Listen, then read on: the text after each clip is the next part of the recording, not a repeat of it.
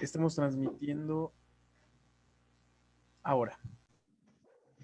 ¿Qué tal? Buenas tardes.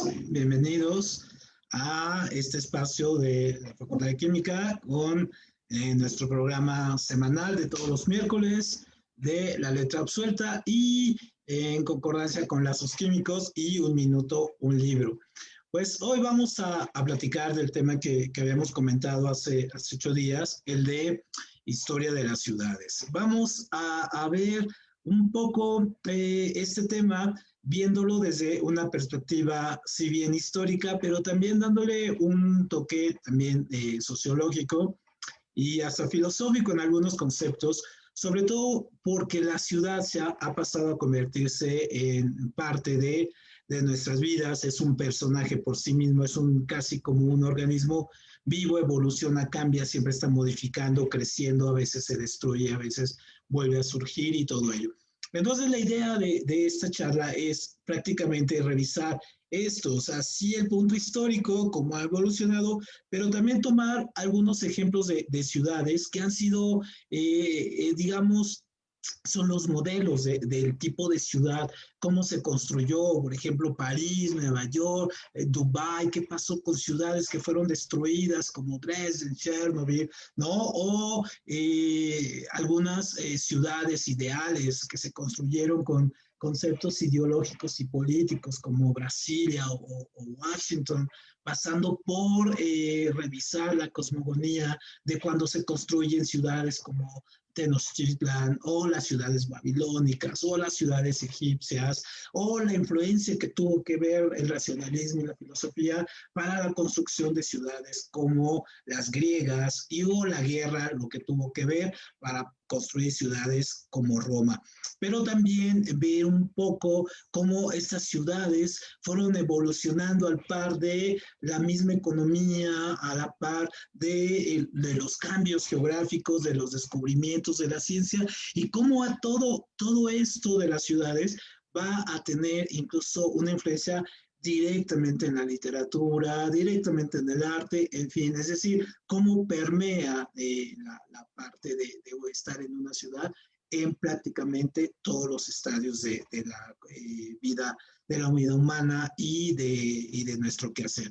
Entonces, básicamente, eso es lo que vamos a ir viendo, ¿no? Este concepto. Entonces, cuando hablemos de la ciudad, no estamos hablando de la ciudad, en este caso, como un espacio geográfico, en este caso, como una situación de la ciudad como el espacio donde vivo y me ubico, o en el mapa o geográficamente, no, sino hay que ver en este caso la ciudad como un espacio donde convivimos, donde nos relacionamos, donde crecemos, donde se dan las relaciones sociales de producción, donde se dan, en este caso, todas estas relaciones económicas, políticas, amorosas, la ciudad, ¿no? Como tal, pero también la ciudad como este ente donde podemos convivir varios grupos sociales al mismo tiempo, convivir, tener medios de transporte, es verlo como una especie de cuerpo donde las avenidas se constituyen como estas especies de que circulamos por ahí, ¿no? Cómo convivimos con otras especies, como los animales urbanos, que tenemos una fauna urbana que casi siempre la olvidamos, y que tenemos incluso unas cuestiones atmosféricas, que el calor de los vidrios de los edificios generan asimismo condiciones climáticas diferentes a otras partes, en los usos del suelo, el agua, los recursos naturales, en fin. Entonces, la ciudad como un organismo, así un organismo casi autónomo, casi con vida propia, que nos va recibiendo, nos va dando, nos vamos ubicando en él. Entonces, por ejemplo, la mayoría de nosotros ahora hemos perdido mucho la noción de circular en las ciudades. ¿Por qué? Porque, bueno, y lo podemos ver, esto incluso hay algunos estudios sobre esto, que con la llegada de estos GPS y estas situaciones como Google Maps o estos mecanismos para ubicarnos, entonces prácticamente solamente seguimos las líneas o seguimos los mapas, pero ya no entendemos la relación de los mapas, dejamos de ver las avenidas, la importancia de una avenida, qué tiene que ver cuando una avenida llega y parte a una ciudad y la desubica, y entonces una comunidad queda aislada de la otra, los animales, la cuestión del medio ambiente, en fin.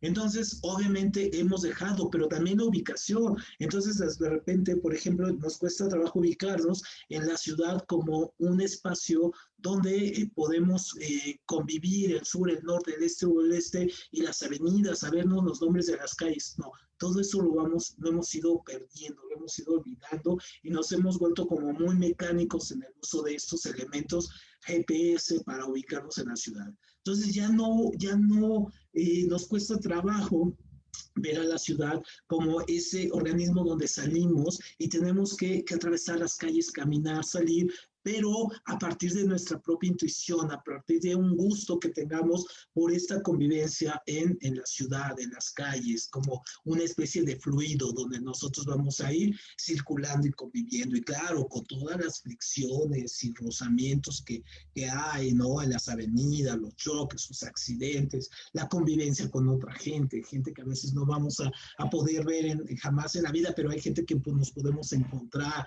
ahí mismo. Entonces, obviamente, la ciudad, más allá de ser un espacio geográfico, es un espacio social e histórico. ¿Por qué? Porque en las ciudades vamos viendo también el paso de la historia, cómo nos marcaron las épocas, podríamos sacar como en los árboles que podemos revisar año por sus círculos. En las ciudades también tenemos que una ciudad, tenemos ciudades ocultas dentro de una ciudad, ciudades que están abajo de nosotros, ciudades viejas, ciudades ocultas, estructuras, y entonces las vamos desmontando y nos damos cuenta que la ciudad donde vivimos actualmente en realidad no es una ciudad, sino son varias ciudades, ¿no? Con sus sedimentos y cada momento la tenemos que ir cortando para ir revisando y sacando extractos de historia. Y eso nos va a entender, nos va a dar a entender mucho cómo es la relación que tenemos.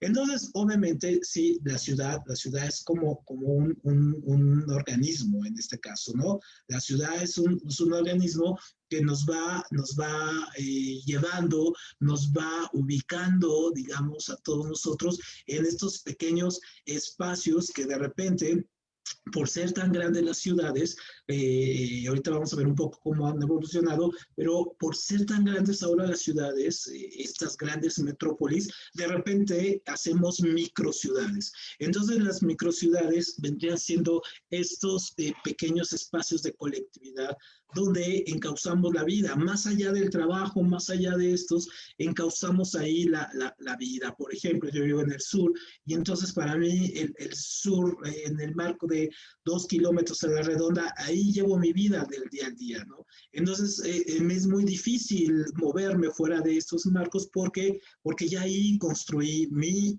entorno. Pero cuando tengo que salir, pues salgo y si voy al norte y todo, pero uno se da cuenta incluso de la diferencia también incluso de pequeños detalles, cómo se habla, qué se dice, los microclimas, ¿no? Por ejemplo, el microclima, por ejemplo, de Gajusco, que es parte de la ciudad, aunque no creamos, ¿no? Por ejemplo, o el de la Condesa, o el de Azcapotzalco, o en fin, ¿no?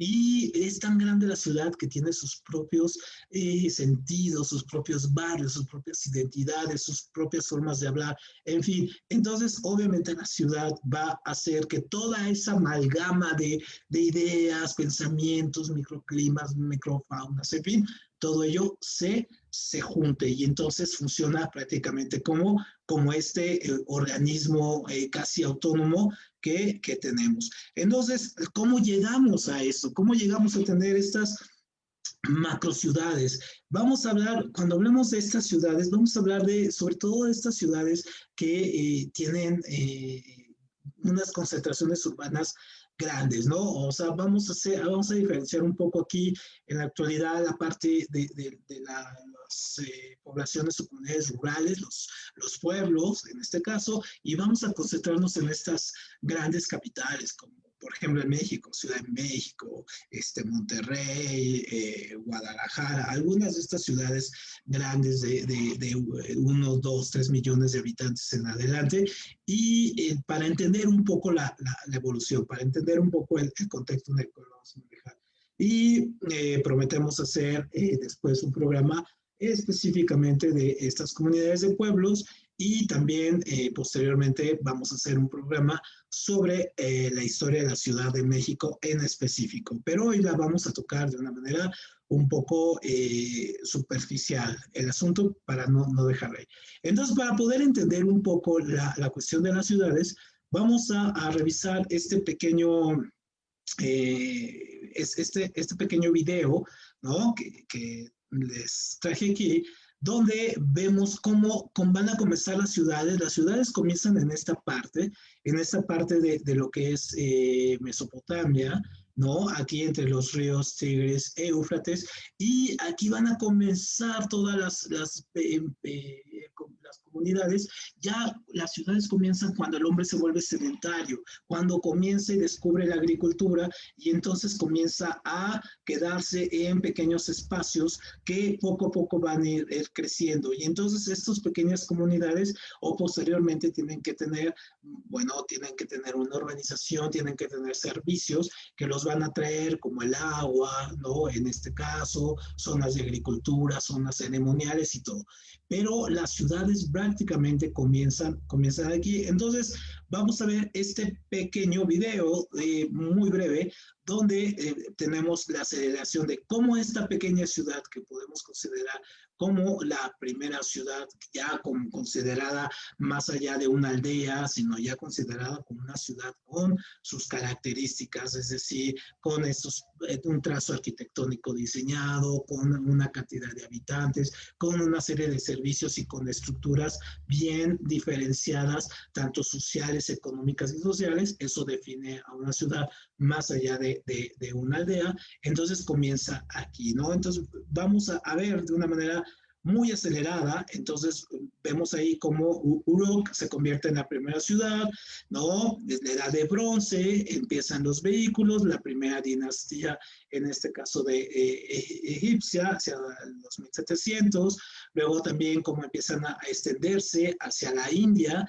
y ya tenemos Egipto, Mesopotamia, el imperio arcadio también, que se vuelve muy fuerte, empieza el imperio medio de los época egipcia. Después vamos a tener en China, se fundan las primeras dinastías chinas y empiezan también a crecer, vean la proporción, empieza la guerra de Troya, ¿no? En este caso, al mismo tiempo que el reino de Israel ya también empieza a formarse hacia el 700, 600, ya empezamos a tener el imperio persa peleando ya contra los europeos, ya hay ciudades europeas, al mismo tiempo se dan cuenta, vamos teniendo ciudades en América, las ciudades ya, en este caso, las ciudades olmecas, mayas, ¿no? Vamos teniendo algunas ciudades ya como Teotihuacán, y empezamos a ver acá también cómo las ciudades musulmanas empiezan a crecer, Europa también se empieza a poblar de grandes ciudades, ¿no? Y empezamos a tener aquí ya la Edad Media con las cruzadas,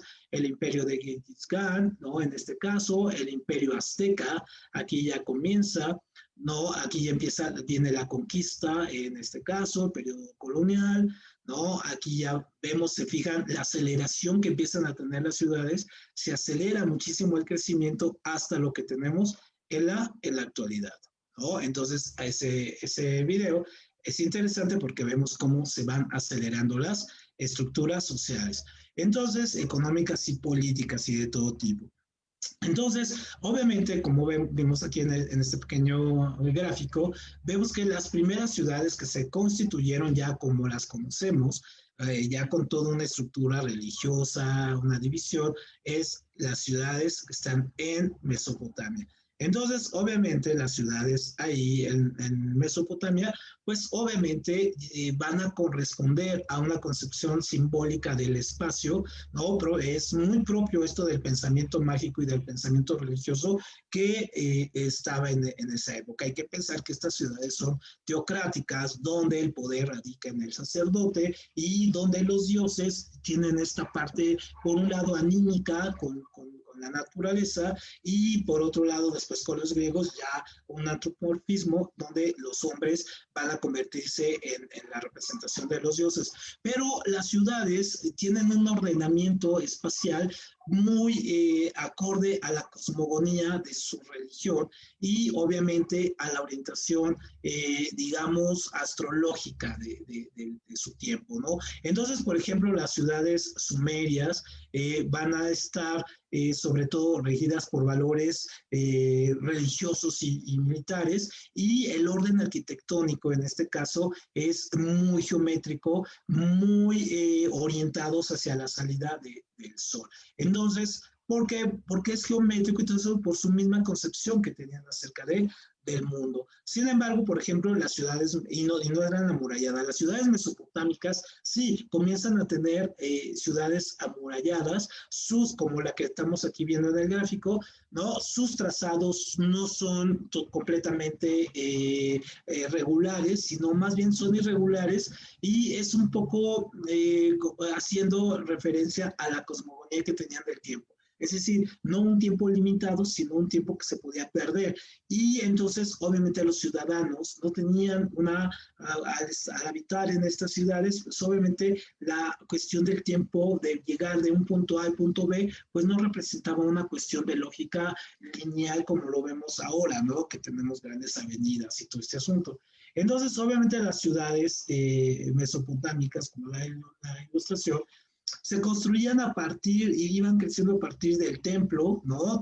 Las casas tenían un pequeño patio donde se localizaban habitaciones alrededor, las casas eran cerradas, no existía el concepto de las ventanas como lo tenemos ahora, por dos cosas, por el clima, porque el clima muy inclemente, y sobre todo en defensa, para poderse defender de las guerras. La mayoría de estas ciudades estaban construidas de barro cocido y adobe, y por lo tanto quedan muy pocas evidencias de estas ciudades porque son materiales que se destruyen muy rápidamente. Entonces, obviamente los arqueólogos han ido descubriendo, han ido sacando poco a poco los restos de estas ciudades y las han ido reconstruyendo a partir de técnicas arqueológicas de perspectiva y prospectiva, donde van construyendo ahí edificaciones como se piensa existía, ¿no? A partir de estos restos. Pero también nosotros tenemos las ciudades egipcias. Entonces, las ciudades egipcias, estas tienen una construcción muchísimo más ligada a la parte religiosa. Entonces, obviamente, las ciudades egipcias están construidas en orientación a los puntos cardinales del eje norte-sur o del este-oeste, basados en el río Nilo. Es decir, el río Nilo se constituye como el marco donde van a ir girando si las ciudades van en el eje norte-sur o este-oeste.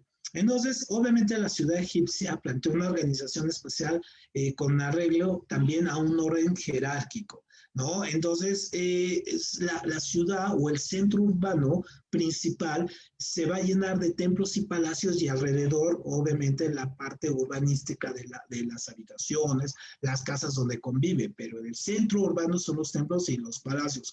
Y las calles y los barrios es muy parecido a lo que después va a pasar en Tenochtitlan, ¿no? Se disponen dentro de una red muy importante, octagonal, ¿no? Donde obviamente el agua tiene que tener una distribución para que pueda ir llegando, o se pueda ir, de los habitantes de las casas puedan tener acceso al agua, es decir, va a ir llegando.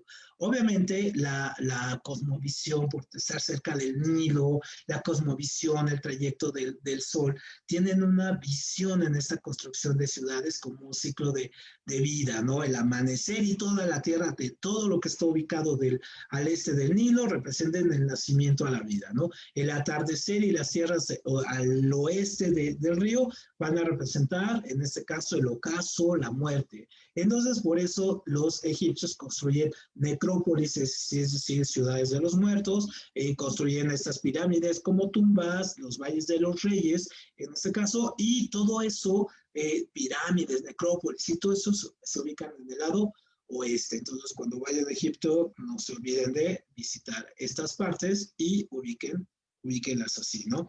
Y les digo, ahorita vamos a ver cómo tiene alguna cierta similitud con lo que pasaba aquí en Tenochtitlan.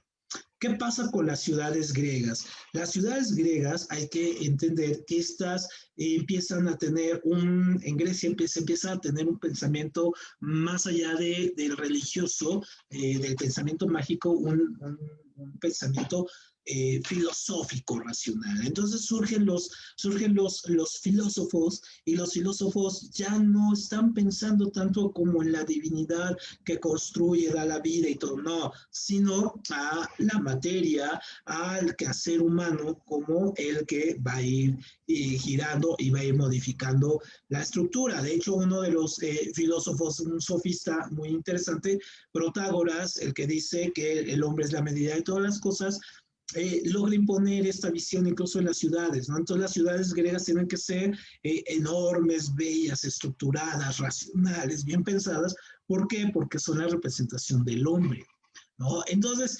obviamente el pensamiento urbano que se sitúa, por ejemplo, en las ciudades griegas, también tienen un ordenamiento de pensamiento filosófico. Entonces, por ejemplo, Platón, en ese caso, para él, las ciudades constituían un espacio de reflexión, de vida social, pero también de vida espiritual, ¿no? Para elevar a los hombres a la virtud.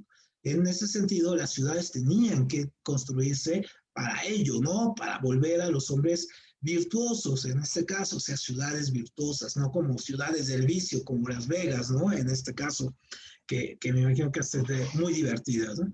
Pero incluso el mismo Platón, en esta idea de que la ciudad debe de elevar al hombre a la virtud, construye modelos, construye ciudades teóricas, ¿no? Y en este caso que después San Agustín de Hipona va a tomar como referencia para construir su libro de La ciudad de Dios, ¿no? Acuérdense que San Agustín, pues, tiene una gran influencia de Platón y construye esta famosa ciudad de Dios, una ciudad idílica donde Dios y los hombres van a convivir libres del pecado. Entonces, los gobernantes griegos, ¿no? En este caso como Pericles, van a tomar algunos conceptos de Platón, pero también algunos conceptos de Aristóteles, donde la ciudad debe de representar este pensamiento racional y convivir, sí, con los palacios, digamos, para los dioses y todo, pero también ser una ciudad donde se pueda dar la convivencia y la discusión política. Y entonces, acuérdense que los griegos son los que van a empezar con este concepto de la democracia. Sí, no tiene nada que ver con la democracia que tenemos ahora, pero sí empiezan a hacer un planteamiento donde los ciudadanos son parte privilegiada de las ciudades. Entonces, las ciudades griegas, como Atenas, tienen ágoras, por ejemplo, tienen templos, palacios, museos, gimnasios, teatros, parques urbanos, bibliotecas, todo eso va a tener la ciudad griega y obviamente con un diseño geométrico diseñado para la misma geografía de las ciudades, ¿no? Donde se construyen estas ciudades. Entonces, obviamente, algo que van a poner las ciudades griegas, a diferencia de algunas ciudades antiguas, en este caso o contemporáneas, a los griegos es poner algo, digamos, una avenida central, ¿no? Tener una calle central donde puedan ir pasando las personas o donde se pueda dividir, en este caso, la ciudad en este, norte, sur, en fin, pero tener un camino central. Entonces, eso es muy importante, esa es una aportación de de los griegos a la escultura. Obviamente, a la escultura, a la arquitectura, perdón. Después, obviamente, los romanos, pues aquí van a ser los herederos de esta tradición filosófica, también en este caso racional y de funcionalidad, armonía y orden, ¿no? Que necesitan las ciudades según los griegos. Entonces, obviamente, estamos hablando de que el Imperio Romano, y sobre todo vamos a hablar de Roma, Roma es una ciudad que va a tener varias fases. Por un lado, es heredera de los griegos, empieza a construir. En esta pequeña imagen, reconstrucción, vemos un poco cómo se vería en el esplendor de Roma, donde Roma se había convertido era el centro del mundo.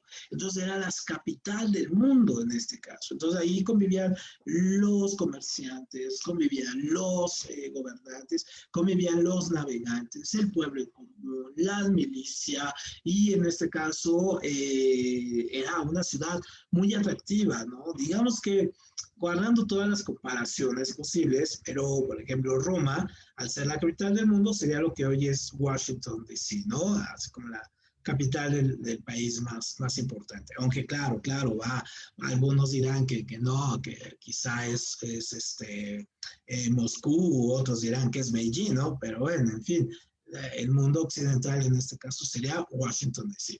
Entonces, Roma ahí tiene sus grandes palacios, ¿no? Va a tener una perspectiva del valor en conjunto que tiene la urbanidad. No nada más hay que vivir la ciudad, sino que la ciudad debe de demostrar el poderío del imperio. Toda la ciudad por eso está llena de palacios, anfiteatros, coliseos en este caso. Tiene un valor, en este caso la ciudad, como arte urbano, la ciudad de Roma, la antigua, es un valor más psicológico de demostrar fuerza, más que unos criterios estéticos o interioristas de la cotidianidad, es decir, es mostrarse al exterior como una ciudad poderosa, fuerte, vigorosa en este caso. Entonces sí, hay que entender que pues, sí, Roma, pues, sí, es la ciudad y empezó a tener, o digamos, empezó a fortalecerse en este crecimiento que, ojo, no es una ciudad lineal. Si alguno de ustedes ha estado en Roma o conoce Roma, se dará cuenta que no es una ciudad fácil para andar, para caminar. ¿Por qué? Porque es una ciudad laberíntica. Y está hecha, es una ciudad laberíntica porque fue hecha, en este caso, para controlar militarmente a la ciudad. Entonces, por ejemplo, cuando venían las invasiones, pues obviamente pasar por todos esos laberintos para llegar a los centros del poder, pues ya representaban en sí una barrera importante. Y entonces, obviamente, este va a ser un pequeño modelo que se va a tomar después en las ciudades medievales y se van a constituir, en este caso, como algunos modelos de defensa de las ciudades, es decir, tener estos espacios donde no pueda prácticamente entrar las fuerzas enemigas. Pero bueno, hay que recordar que Roma fue tomada varias veces, fue destruida y se reconstruyó y volvió y tuvo a estos personajes, tuvo a los hunos, en fin, ¿no? Tuvo una gran cantidad de personajes ahí encima de ellos. Entonces, bueno, básicamente pensando en Roma como un modelo, sí, pues vamos a llegar a las ciudades, en este caso a las ciudades feudales de lo que conocemos la Alta Edad Media. Y entonces en la Alta Edad Media se constituyen los feudos. Y entonces los feudos son estructuras donde hay un castillo en la parte central y ese castillo ahí vive el señor feudal. Y obviamente a veces hay un monasterio porque hay que recordar que ya en la Edad Media, pues obviamente el poder religioso, el poder de la iglesia se torna un poder muy fuerte, muy determinante y los reyes tienen un desbarajuste al interior de sus dominios, digamos, hay emperadores, hay reyes, hay pequeños gobernantes, pero realmente el poder radicaba el feudo. El feudo era podríamos decirlo hasta como un pacto legal entre el señor feudal y los vasallos, donde juraban, en este caso, la protección mutua. Es decir, yo, señor feudal, te doy las tierras, siembras, vives, convives aquí, y el vasallo se compromete a cuidarlo y a defenderlo de posibles invasiones o de otros. Entonces hay una convivencia en el feudo. Y entonces, obviamente, el feudo viene a representar esta parte muy importante, el castillo, la muralla, una serie de estructuras sociales al interior donde pues, que van a durar muchísimos años. Hay que recordar que la Edad Media dura aproximadamente 10 siglos, ¿no? Es decir, casi 1000 años. Entonces, obviamente esto se va construyendo poco a poco y la convivencia aquí también empieza a hacerse fuerte. Pero va a venir el finales ya de la Edad Media, es decir, en la Baja Edad Media, es decir, siglo X, siglo XII, comienza a haber ya expresiones de inconformidad y empieza a salirse la gente de los feudos. Entonces la gente que empieza a salirse de los feudos poco a poco va a construir nuevas ciudades en este caso que van a ser los burgos. Y los burgos, en este caso, van a representar ya una revolución urbana. ¿Por qué una revolución urbana? Pues porque también es una revolución comercial, porque ahí se van a vivir los comerciantes, los campesinos, ya no hay un señor feudal que está en la mitad, si podemos ver la imagen, ya nos damos cuenta que ya no hay un señor feudal ahí, pero sí hay una iglesia y estas iglesias después serían las iglesias góticas y crecerían mucho. ¿Por qué? Porque los comerciantes empiezan a tener una gran cantidad de recursos, empiezan a comerciar, empiezan a tener, empiezan a producir, empieza a haber una libertad comercial.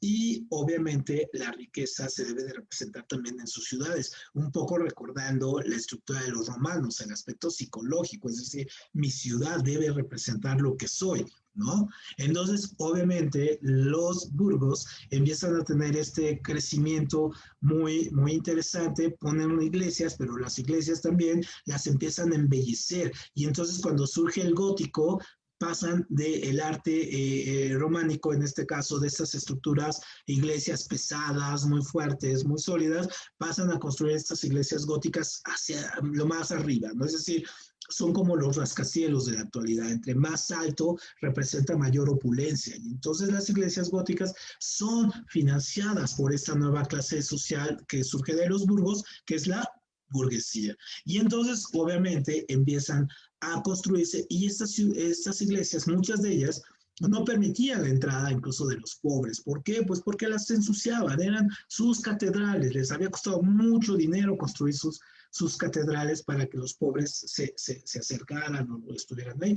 Entonces, ¿qué es lo que hicieron? Pues pusieron estos pequeñas estructuras que conocemos en las iglesias góticas como gárgolas. Y entonces las gárgolas, pues obviamente tenían una representación de espantar a los pobres para que no entraran a sus iglesias. Incluso en las representaciones medievales no hay sillas, no había sillas donde como ahora entran a cualquier iglesia y hay sillas y se sientan. No, ahí no los había. ¿Por qué? Pues para que no los pobres tampoco entraran ahí.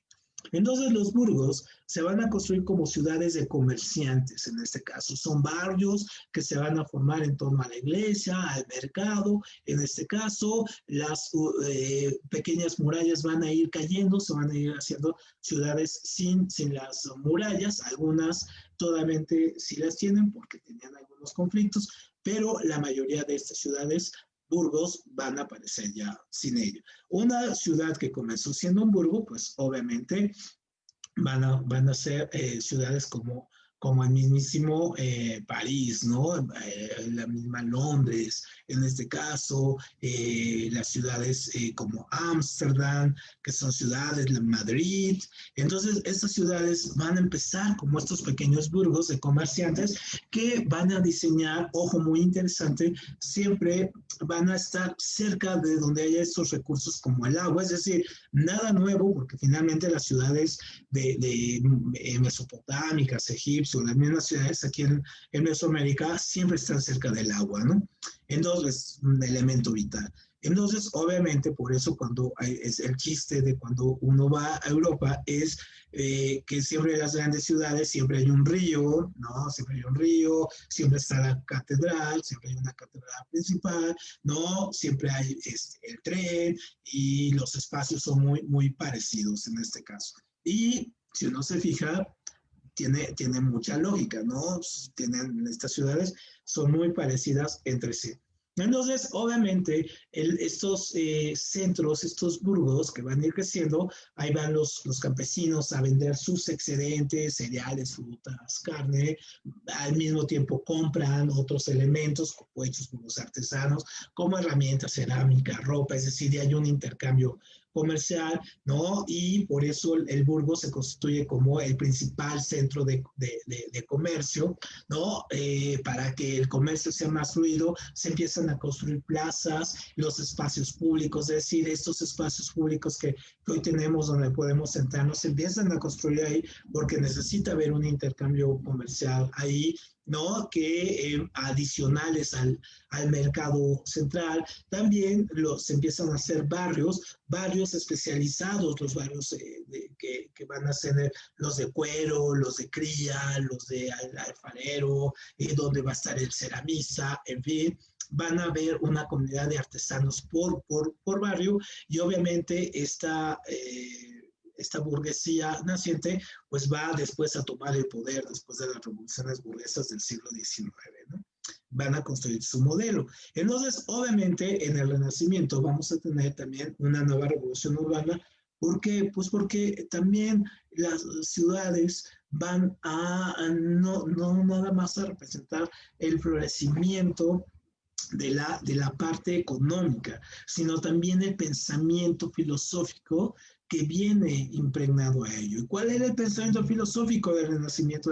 El mismo nombre lo dice, era renacer, retoma la vieja estructura de la filosofía griega de que la ciudad debe de llevar un poco hacia la virtud y hacia la belleza, y entonces las ciudades se vuelven ciudades museos, ¿no? Entonces el mejor ejemplo de una ciudad museo, de una ciudad que está en unos rangos de belleza suprema, que cada calle es por sí misma una obra de arte, es Florencia.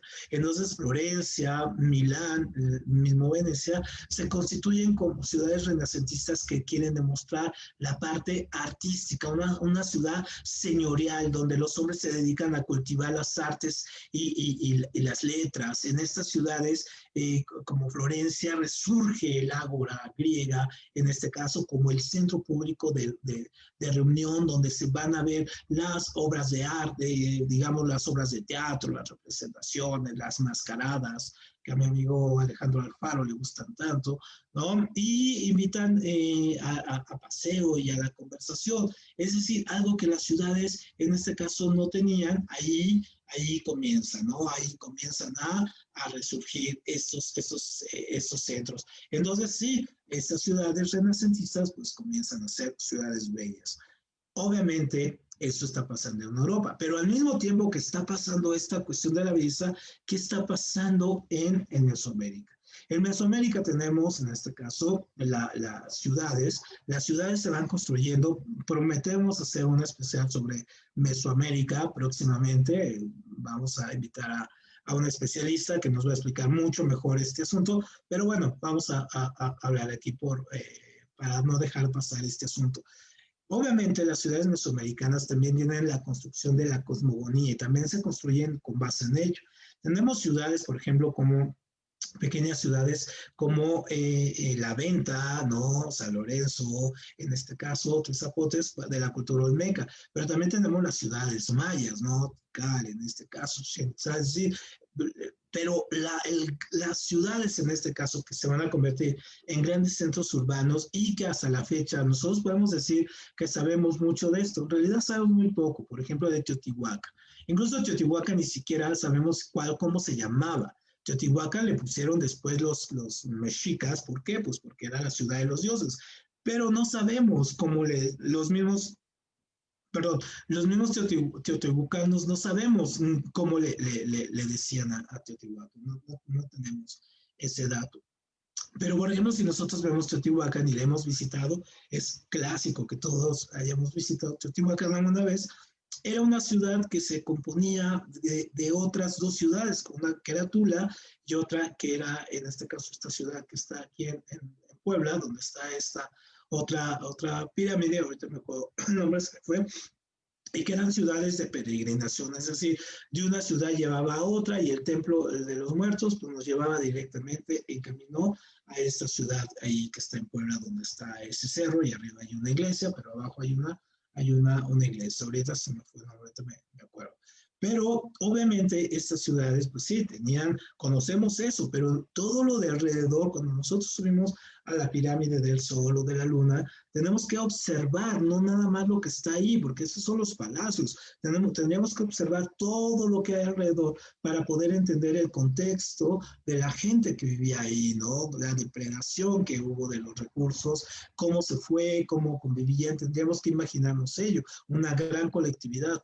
No es estas ciudades, porque las ciudades tienen su ciclo de vida, entonces no es que esta ciudad hayan llegado los ovnis, como dice Jaime Maussan o los conspiracionistas de Trump, que piensan que los ovnis, entonces no es que hayan llegado los ovnis y se llevaron y se acabó estas ciudades, no, se acabaron por la deforestación, por cambios climáticos, desastres ecológicos que también hubo, sobreexplotación de la tierra. Entonces, estas comunidades emigraron y formaron otras comunidades.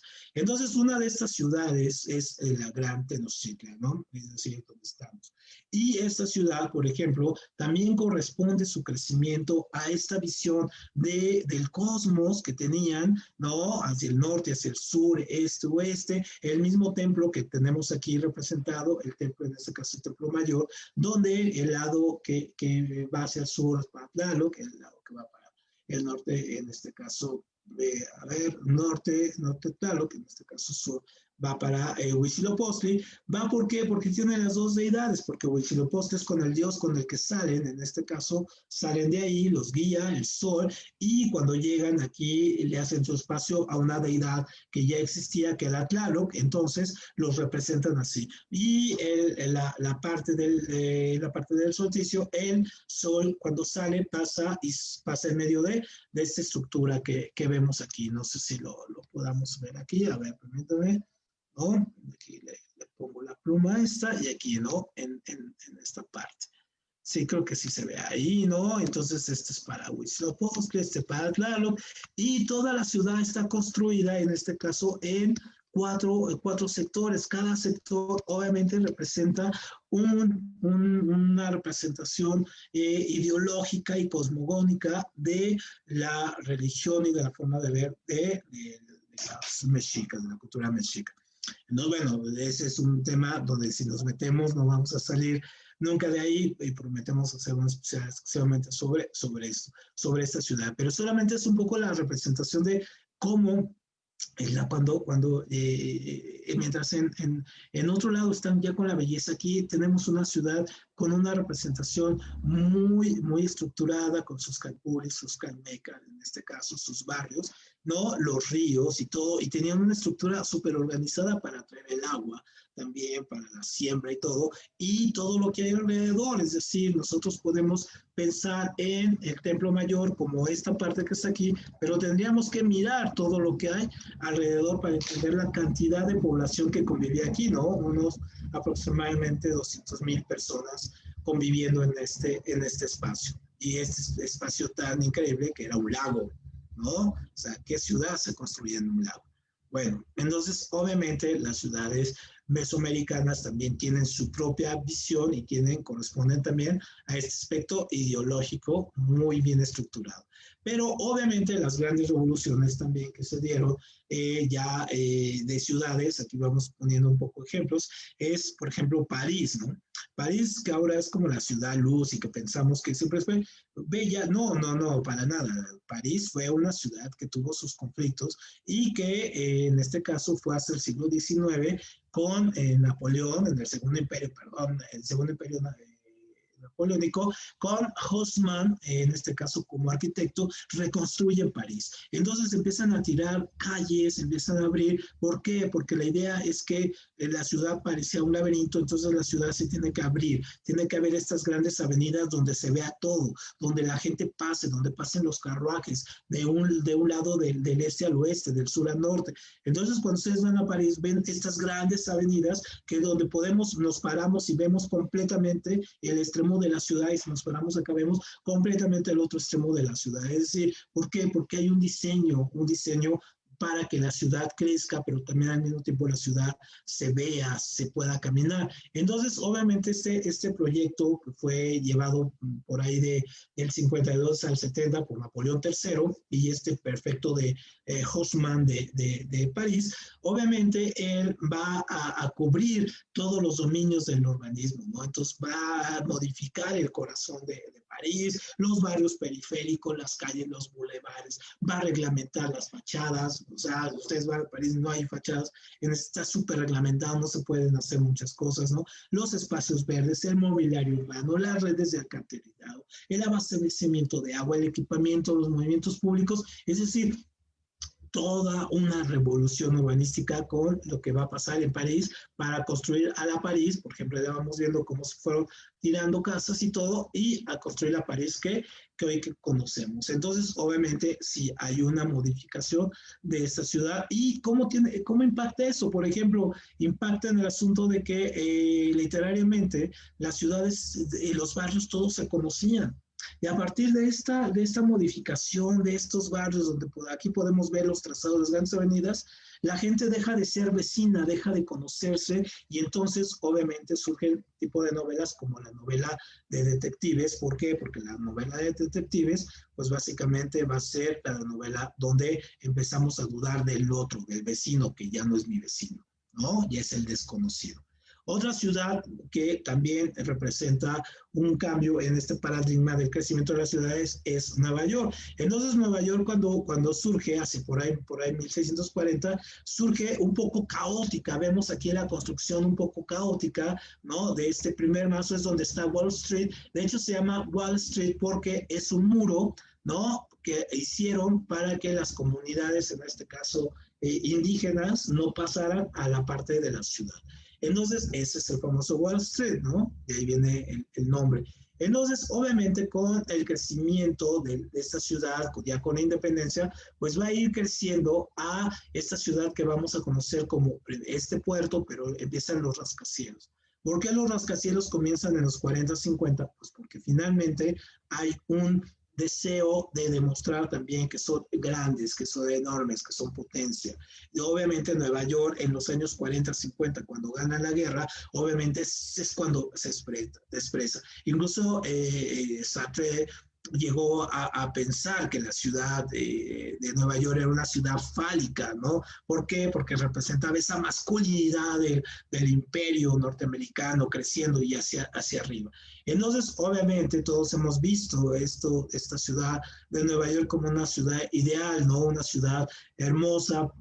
Uno va y pareciera que los neoyorquinos son de otro planeta, se sienten de otro planeta, y tienen razón, porque esa ciudad se construyó después, una vez de que pasaron la parte de a usar el mazo después.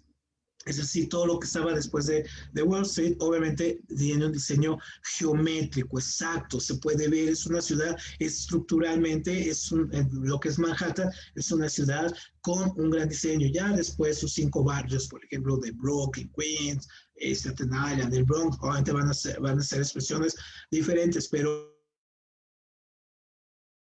esta parte de Manhattan es una ciudad geométricamente perfecta, que hasta pudo darse el lujo de construir un parque dentro de la ciudad. Entonces ahí vemos un poco cómo se fue construyendo a lo que tenemos ahora, una ciudad impresionantemente grande, poderosa, pujante, ¿no? Resiliente también, ¿no? Con estos atentados que tuvo, bueno, es una ciudad que se ha ido reconstruyendo. Una ciudad, ya vamos cerrando nuestra charla, una ciudad, por ejemplo, que parte de de una cuestión también de demostrar el poderío, de demostrar que puede surgir de la nada, es Dubái.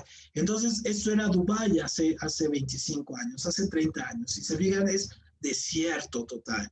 No, pero obviamente los árabes tienen el petróleo y hubo crisis económicas de petróleo y todo ello, entonces hay que demostrar esa pujanza económica. Y entonces en 20, 25 años pasamos de esto a esto, ¿no? A tener incluso el edificio más alto del mundo, que casi mide 1000 metros, casi mide 1 kilómetro, ¿no? Esta torre, ¿no? Borbujam, algo así se llama. Pero obviamente pasó a ser un puerto y es una ciudad que ahora le compite a las grandes urbes como Nueva York, en la pujanza, es decir, la ciudad se convierte en el símbolo del poderío económico. Pero también hemos tenido ciudades que han sido destruidas, en este caso como Chernobyl. Entonces tenemos a la Chernobyl de cómo era y tenemos a la Chernobyl de ahora. Esta es una ciudad que quizá no se vaya a reconstruir. Si ustedes ahorita van a Ciudad Universitaria, CEU, se van a encontrar un pasaje muy parecido a esto. Pareciera que le cayó una radioactividad a CEU, entonces está todo abandonado, el pasto crecido, bancas sucias, abandonadas, columpios moviéndose solos, cafeterías donde el pasto está tomando las sillas, en fin. ¿No? Entonces, eso es un ejemplo de una ciudad que se destruye. Pero hay unas ciudades que se destruyen pero se reconstruyen, como Hiroshima.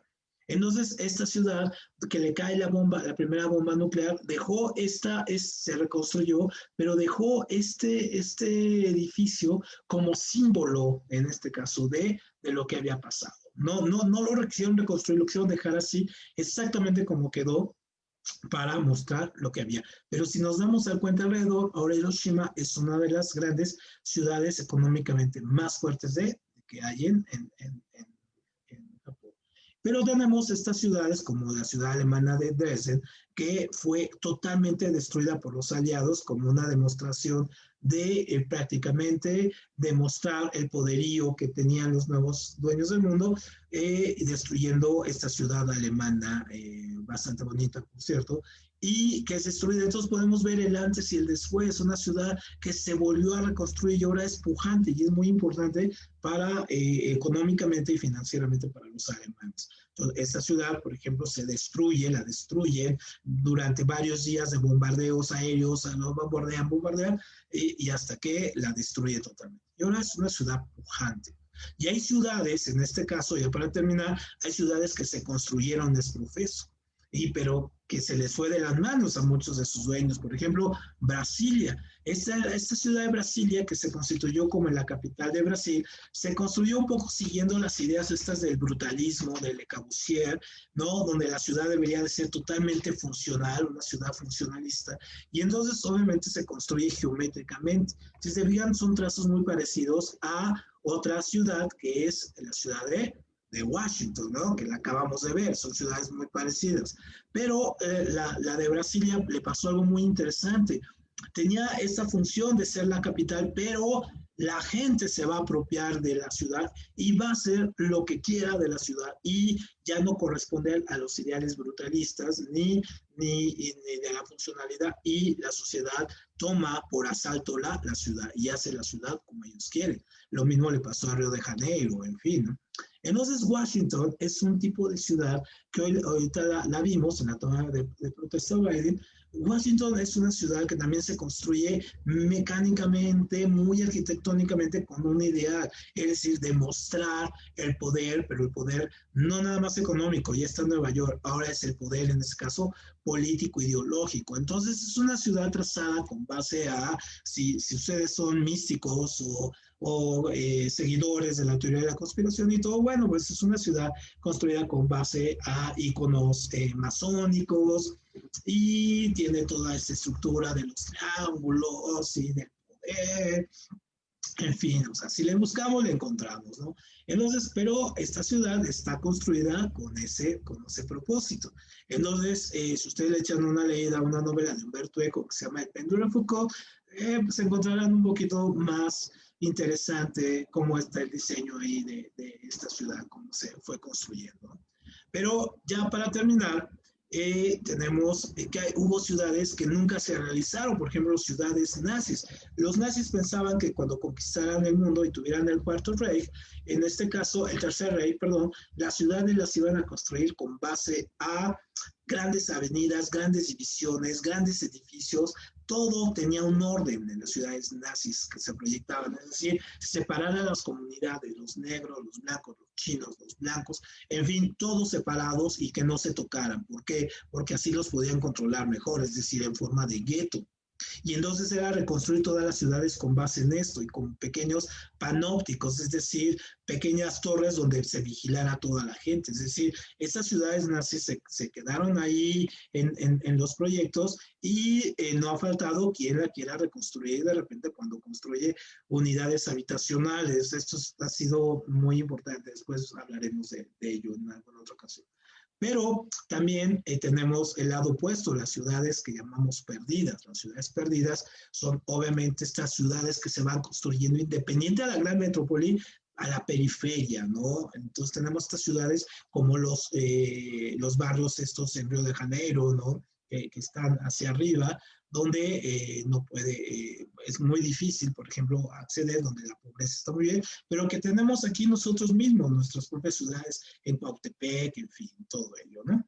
Entonces, obviamente ya para terminar, entonces vemos aquí las favelas, exactamente, las favelas brasileñas son muy parecidos a lo que hoy tenemos, como estos paisajes que vemos en la Ciudad de México, como Cuautepec, Tultepec, en fin, ¿no? Ciudades que se construyen de una manera anárquica, caótica, sin mucho sentido. Muy bien, y pues las ciudades que proyectamos para el futuro, pues obviamente todavía no tenemos coches voladores, apenas tenemos teléfonos que nos marcan la vida y quieren llevarnos por la vida que ellos quieren, pero bueno, todavía nos falta mucho para tener este tipo de ciudades, pero este tipo de ciudades futurísticas que se proyectan, digamos, tienen esta idea que sean orgánicas, pegadas a la naturaleza, verdes, ciudades inteligentes, que ya comienza a ver estos edificios inteligentes que miden el clima, miden esto, miden sus recursos, son autosuficientes, guardan el agua de la lluvia, no generan su propia electricidad, en fin. Entonces, quizá en algunos 100 años veamos ciudades de este tipo, menos pobladas, menos sí, pero quizá un poco sin vida, un poco, a mí la Ciudad de México me sigue pareciendo una ciudad dentro de su caos, una ciudad llena de vida. Muy bien, y prometemos hacer un programa sobre la Ciudad de México próximamente. Muy bien, bueno, pues con esto terminamos, un poco acelerados, pero bueno, se nos fue el tiempo, tanta información, muy poquito tiempo, pero nos vemos la próxima semana, vamos a ver la historia de las bebidas, entonces se traen su aguardiente, su vino, su Coca-Cola, lo que quieran, vamos a ir hablando de ello. Les agradecemos mucho y muchas gracias a todos ustedes. Nos vemos el próximo miércoles. Muchísimas gracias, Arturo. Gracias a ti que nos estás viendo, nos estás siguiendo en vivo a través de Facebook Live por medio del canal de Lazos Químicos o Un Minuto, un Libro. Recuerda que todos los miércoles en la tarde tienes tu break mental con el espacio cultural de la Facultad de Química. Este espacio cultural tiene un nombre y se llama La Letra Absuelta. Nos vemos en la siguiente semana.